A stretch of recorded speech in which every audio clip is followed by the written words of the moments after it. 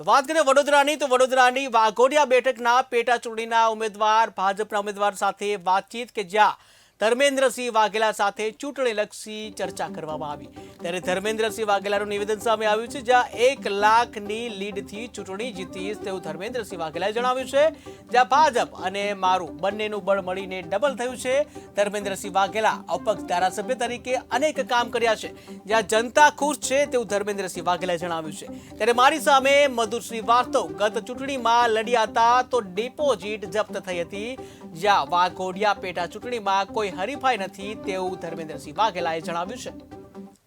double તાકાતથી Waghodia વિધાનસભાની ચૂંટણી લડાશે Bharatiya Janata party અને મારા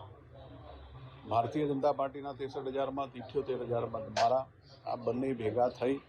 અને બંનેની ડબલ તાકાત ડબલ એન્જિનની સરકારમાં ડબલ તાકાતથી આ વિધાનસભાની ચૂંટણી લડાશે એની અંદર જંગી મતોથી મને અને લોકસભાને બંને ઉમેદવારને જીતાડશે એવી હું આશા રાખું છું ડબલ તાકાતથી